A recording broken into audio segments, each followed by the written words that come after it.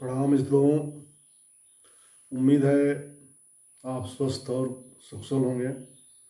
एक बार पुनः आपके अपने YouTube चैनल आदर्श स्टडी पॉइंट पर आपका स्वागत करते हुए हमें अत्यंत प्रसन्नता हो रही है।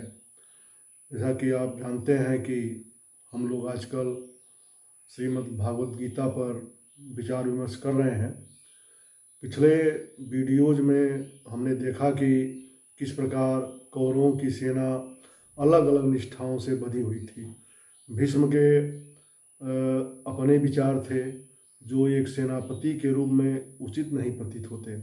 शिखंडी के आने पर शस्त्र क्यों रखेंगे, अपनी कर्तव्य निष्ठा पर सामूहिकता की बलि दे देना उचित नहीं था। इसी प्रकार द्रोणाचार्य तथा कर्ण की भी अपनी अपनी निष्ठाएं थीं, जबकि पांडव पक्ष के सभी योद्धा सामूहिक हित के बारे में सोचते थे। माता कुंती ने अपनी बदनामी के भय को त्याग करके कर्ण के जन्म का रहस्य उसके सामने उजागर कर दिया तथा अर्जुन के अतिरिक्त अन्य पांडवों को सुरक्षित बना दिया। इसका लाभ उन्हें यह हुआ। इसी प्रकार वासुदेव कृष्ण ने भी शस्त्र न उठाने की युद्ध में प्रतिज्ञा की थी, लेकिन आवश्यकता पड़ने पर उन्होंने अपनी प्रतिज्ञा को छोड़ दिया। अब हम आगे के श्लोक पर विचार करेंगे। अगला श्लोक है अन्ये च बहवः शूरा मदर्थे तप्त जीविता नानास्त्रस्त्र प्रहारा सर्वे युद्ध विशारदा। दुर्योधन आगे कहता है कि इसी प्रकार अनेक ऐसे शूरवीर हैं जो मेरे लिए अपने जीवन का त्याग करने के लिए उद्यत हैं। वे विविध प्रकार के अस्त्र शस्त्र से युक्त सज्जित हैं। वे युद्ध में निपुण हैं। यहाँ अन्यों का तात्पर्य जयद्रथ, कृतवर्मा तथा शाल्व जैसे योद्धाओं के से है।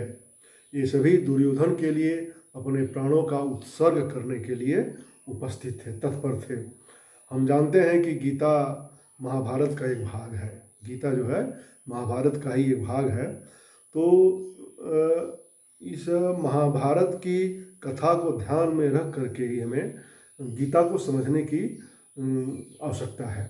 दुर्योधन वासुदेव कृष्ण की नारायणी सेना प्राप्त कर लिया था और इससे वह काफ़ी प्रसन्न था, जबकि अर्जुन को सारथी के रूप में निशस्त्र बिना हथियार के और हथियार न उठाने की प्रतिज्ञा करते हुए कृष्ण मिले थे। लेकिन वह निशस्त्र कृष्ण को लेकर के ही प्रसन्न था, क्योंकि वह जानता था जहाँ धर्म है वहाँ कृष्ण है और जहाँ कृष्ण है वहीं विजय है। रण क्षेत्र में दुर्योधन अधीर हो रहा था। उसकी सेना में अनेक आचार्य और रणकुशल सेनापति उसके सहयोगी थे, परंतु सबकी मति सबका विचार अलग अलग था। उनकी कोई सामूहिक सोच हमें नहीं दिखलाई पड़ती है। इसीलिए वह प्रत्येक सेनापतियों की जो उसके सेना में जितने मुख्य वीर हैं सबकी वह बारी बारी से प्रशंसा करता है। द्रोणाचार्य को प्रसन्न करने के लिए उसने सर्वप्रथम उनका नाम लिया। उसे यह भी भय था कि जिनका नाम नहीं लिया जा सकता है कहीं वे नाराज न हो जाए, इसलिए अंत में कहता है कि अन्य जो अनेक वीर हैं, अन्य च बहवः शूरा, अन्य जो अनेक वीर हैं वे मेरे लिए अपने प्राणों को न्यौछावर करने के लिए तैयार हैं। एक बात यहाँ और ध्यान देने की है कि यदि हम उस घटना को, जैसे महाभारत की घटना को आधुनिक परिप्रेक्ष्य में देखते हैं तो वर्तमान का चित्र भी हमारे सामने सजीव हो जाता है। यदि कोई वीर हो तो उसे अपनी वीरता को पीड़ित के पक्ष में दिखानी चाहिए। यदि किसी के पास धन बल हो, ज्ञान बल हो या ऐसे ही अन्य किसी विशेष योग्यता हो तो उसे अपनी इस योग्यता से किसी पीड़ित की सुरक्षा करने में तत्पर रहना चाहिए। परंतु वे शूरवीर जो महाभारत में हमें दिखलाई पड़ते हैं दुर्योधन का पक्ष लेकर के अधर्म को बढ़ावा दे रहे थे। सभी विद्वानों को विद्या के ज्ञान के साथ साथ धर्म सत्य तथा न्याय का भी समर्थन करना चाहिए था। यही कारण है कि एकमात्र उनका यही अवगुण जो दुर्योधन के पक्ष के जितने भी विद्वान हैं, जितने भी वीर हैं, जितने भी सेनापति हैं, उनको एक खलनायक बना देता है, जबकि वे अपने अपने क्षेत्र के बहुत ही महान और बड़े लोग थे, उनका विचार बड़ा था। लेकिन जो इनकी एक छोटी सी दृष्टि थी, संकुचित दृष्टि, यही संकुचित दृष्टि उन्हें महाभारत में एक खलनायक रूप में हमारे सामने रखती है। वासुदेव कृष्ण के बाद जो उस समय सबसे ज़्यादा सम्मानित व्यक्ति थे वे थे पितामह भीष्म, लेकिन वे भी अपने संकुचित विचारधारा के कारण ये खलनायक के रूप में हमारे सामने आते हैं, और उनका वह सम्मान जो होना चाहिए वो हमारे नज़र में नहीं है। आज आदर से उनका नाम स्मरण न करके दुर्योधन के पिट्ठू या पिछलगू के रूप में उन्हें, उन लोगों को, सभी लोगों को पुकारा जाता है। पुनः दुर्योधन आगे द्रोणाचार्य से कहता है कि अपर्याप्तम तत्मा अस्माकं बलम भीष्म अभिरक्षितम पर्याप्तम तो इदम ये तेषाम बलम भी अभिरक्षितम। अर्थात उसने कहा कि भीष्म द्वारा रक्षित हमारी सेना जो पितामह भीष्म द्वारा सुरक्षित है, रक्षित की गई है, अपरिमेय है। यहाँ अपर्याप्त शब्द का प्रयोग किया गया है। अपर्याप्त का वह सब अर्थ न लिया जाए जो हम प्रचलित अर्थों में लेते हैं। यहाँ अपर्याप्त का तात्पर्य अनलिमिटेड से है, सीमा रहित से है। उसे अपनी सेना पर गर्व है। वह यह कहता है कि हमारी सेना जो भीष्म द्वारा सुरक्षित है वह अपरिमित है, अपरिमेय है, सीमा रहित है और अनलिमिटेड है। और फिर आगे कहता है कि भीम द्वारा रक्षित उनकी सेना, पांडवों की सेना सीमित है, लिमिटेड है, वह बहुत ही उनकी संख्या कम है। बंधुओं, यहाँ दुर्योधन तुलनात्मक शक्ति का अनुमान लगाता है। वह सोचता है कि अत्यंत अनुभवी सेनानायक भीष्म पितामह द्वारा विशेष रूप से संरक्षित होने के कारण उसकी अपनी सेना की शक्ति असीमित है, अपरिमेय है, अनलिमिटेड है।